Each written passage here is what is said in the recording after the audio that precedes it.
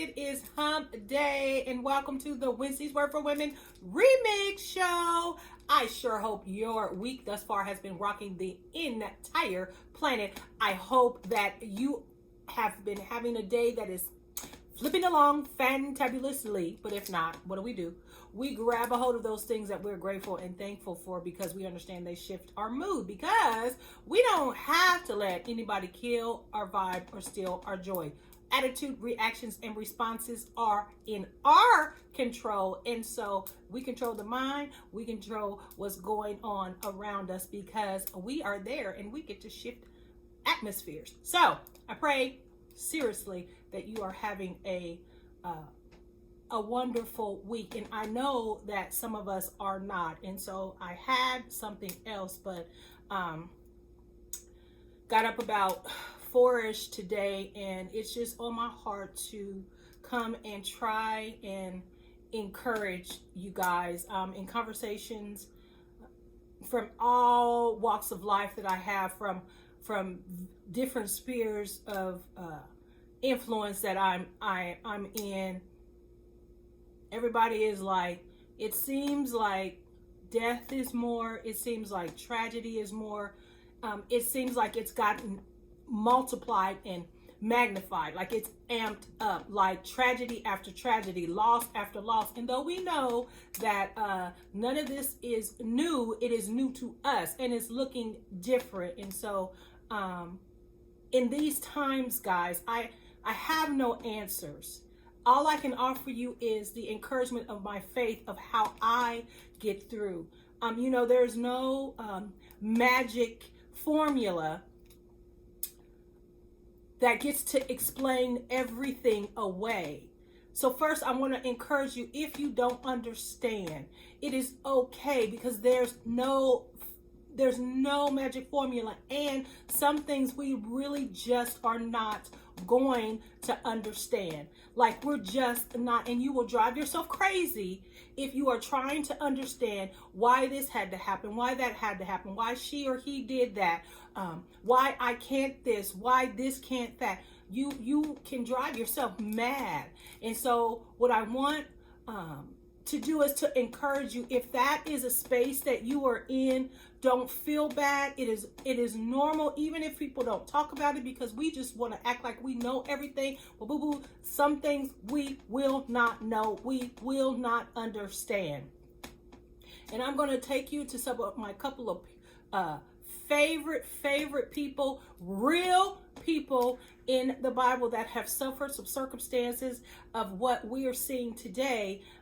Maybe not the exact thing, but like situations and circumstances that can encourage us, because there's always the other side. You may be in a bad spot right now, but understand you are going through, and these people will these characters, and even myself, are a testament that God sees, God knows, and God cares, and he knows exactly where you are. And though we don't understand why this is allowed, he has a remedy, he has a plan. So if you are in a season of your life right now and you're like Brother Gideon felt weak and ill-equipped to rise up to the occasion of what was in front of him, the circumstances. He did not believe that he was who God said he is. And so if that is you, take heart, because Gideon became a mighty warrior. He did the thing even though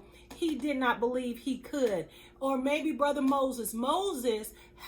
He was charged to do something. He was asked to do something, and he thought that his handicap or his limitation that he thought disqualified him would prevent him from doing the thing. Look, there's no disqualification for whatever it is you are tasked with doing.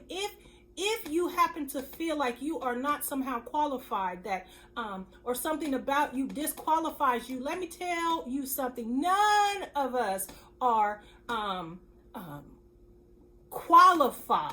We can have schools, we can have the degrees, we can have the training, but that's not what qualifies you. That what qualifies you is if God has selected you, then that's the thing for you. And he will equip you with whatever you need. So don't let your perceived limitation or handicap stop you or frustrate you. You just keep going. You hear me? You just keep doing the thing and watch. God is going to provide whatever it is that you need. Or perhaps you're like Hannah. You just can't seem to get the results you want. She wanted a child so bad. You want something so bad, and you keep trying and trying and it don't work. You keep trying and trying and it don't work. You just can't get the thing. Well, let me tell you, you just keep going. Don't get in despair. Don't lose your hope. You just keep going. Keep knowing and keep doing it, and what you need to do, knowing what you need to do, keep doing that and keep believing. And I promise you, in the end, something is going to pop off. I don't know the time limit. I don't know when it's going to happen, but I know that God is a good God, and he's not withholding these things. And for whatever reason, he's saying that this is not the time, but I promise you, you have a time. If you are Hagar was played and betrayed by some she didn't even ask for. They brought her into their mess, and then she ended up getting treated bad. It wasn't her fault. But just as with Hagar, God sees you too. He knows what they've done. He knows about the betrayal. He knows about the pain, the thing. And just like with Hagar, he will meet you in your dark, lonely place and tell you what to do. Just be open. Just be looking for cues. Be looking for the exit. God will always give you an exit. He sent her back to the very thing that was harming her because it was not her time to exit. So you have to understand, timing is important. Don't get out before God, because then you won't go with the grace of God, and you will end up coming back, and you will end up making matters worse than what they were. So as Hagar, listen to his directive and wait for him to give you the exit in whatever it is, whatever relationship, whatever thing, whatever that is. Or maybe you like Leah. Leah was not loved. She was not the favorite one. She got treated awful. She was the stepchild, and it was known, but that's okay, because if you are not loved in this particular place, God will always provide. He will always show you that you are loved. He's going to give you the things that you need that will fill the void of the hole that you have, wanting to be loved, wanting to be with loved by this thing or that thing, this person, that person, him, her. Just trust that God, he loves you. He knows you need to be loved, and he will provide those things that will fill the void of the love you think you're not getting from where you want it to. Or Abigail, some of us is connected to fools. You are connected to fools, and it's not a game. They're doing foolish. They playing with your life. They playing with your money. They playing with your time. They playing with your emotions. God knows when you are connected to fools like Abigail. But what he will do is allow your wisdom, allow your smarts at the right time to come forth. They will not be able to destroy you with their foolishness. But what you cannot do is to then get involved with their foolishness, thinking that's the remedy. No.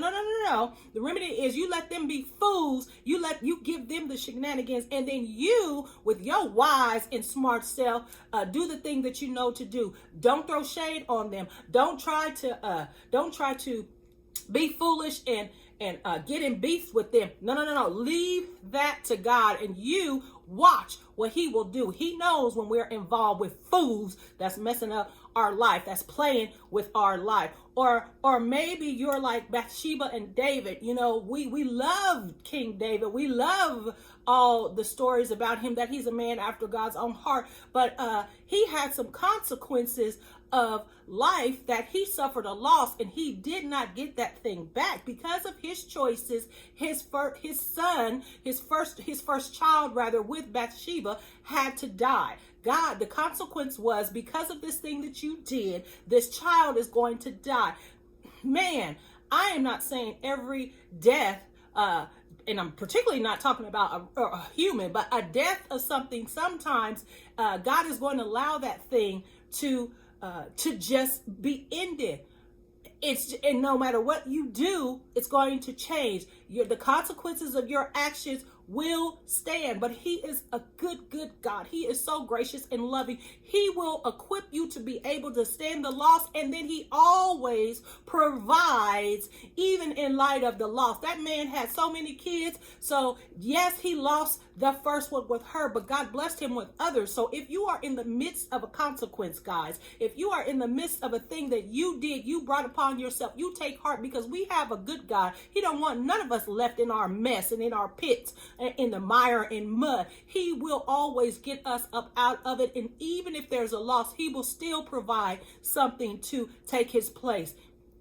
And it might look different, but he will still provide. Or maybe you're like Abraham, and you don't have the resources, you don't have the stuff to do what it is you need to do. He will always give a ram in the bush. God has the provision for you. He is not just a God of providence, which means that he knows everything, and he knows what particular time you need to be somewhere, you need to meet something, or per happenstance is what we call it, or coincidence, but it's just God's providence. He has all that. He's a providential God, but he's also a God of provision. He will provide what you need, regardless of what that thing you need is. Nothing is out of the realm of God providing for us. You need to hear me. There is nothing out of the reach of his provision. And his providence says that he's going to provide it at just the right time. And so don't give up. Don't give into despair. Despair is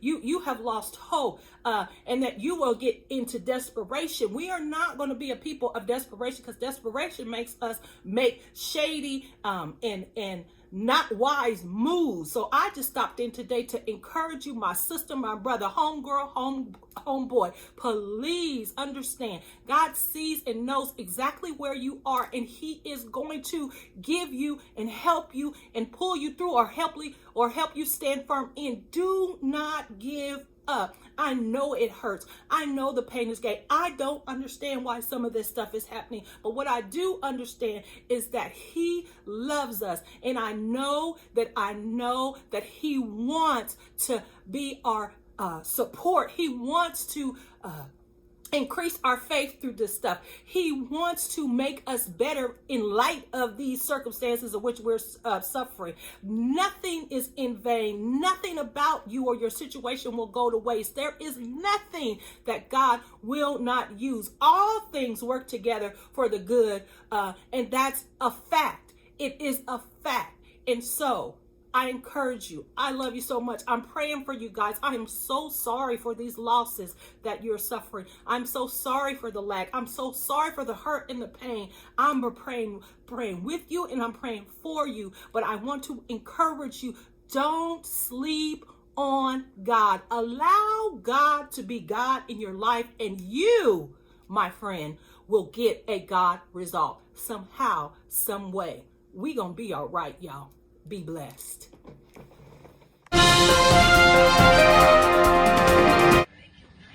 Hey, Payne, how are you doing today? So I have a question. Is it okay for a woman to mess with her ex-best friend's man, regardless if they're friends again or not? Vice versa. Shouldn't be okay for men either. But why do people think that's okay? Because you don't talk to your friend no more, now you want to mess with their man? I still think that's breaking the girl code. But that's me. Well, Miss Ruth, that is a great question. And yeah, is it okay for a woman to mess with her ex-best friend's man?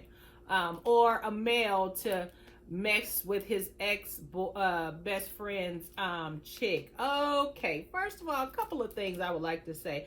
Off top, no, that is breaking the girl code, the guy code, but I will have to put a couple of points on here. One, everybody ain't raised like us. It seems that whatever your moral compass is, that's what you are going to go by. And some people would say that they are no longer together, they are no longer friends, and so it's open season. That's a moral code. Some folks will see nothing wrong with it. There have been people, that have hooked up with their ex best friends, or ex family members, or family members, or whatever's person. It depends on your moral compass, is what I know to be true. I think for myself personally, it is out of the question. That is, we just don't do that. We don't do that. It's about the respect for my friend, my homegirl, my family member. It's about respect for me. It's about regardless of, no matter how attractive or how much I'm pursued by this person, I respect and I value the person. Even if I'm no longer in the best friend relationship with, at one time I did, I value that person more than I value any desire I can have. And that's the problem, self-control. But some people think, it's open season once you break up. But for the girl code and guy code, that is just something you would not want to do. For it's painful to the other person, even if they don't like the person. It's like, you are getting my sloppy seconds. Like, how is that even, how is that just cool? Why would you want to be with something that I was with? It's just not a thing. It is truly breaking codes, but that is if you have the moral compass to have a code. And honestly, Ruth, some people just do not. And they won't see anything wrong with it.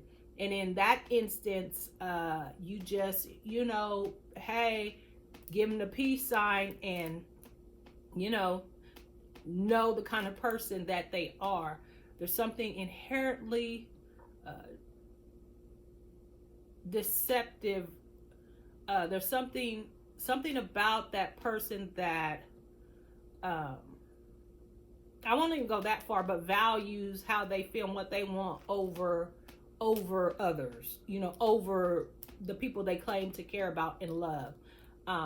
It's selfish. Like, the bottom line is selfish, and we are all selfish in some areas, and this is one area folks are going to be selfish in. And it's like, it's whatever, they're done, it's all good, it's open season. But for me, it is breaking the code. But you got to understand, everybody's moral compass doesn't even allow them to have a code.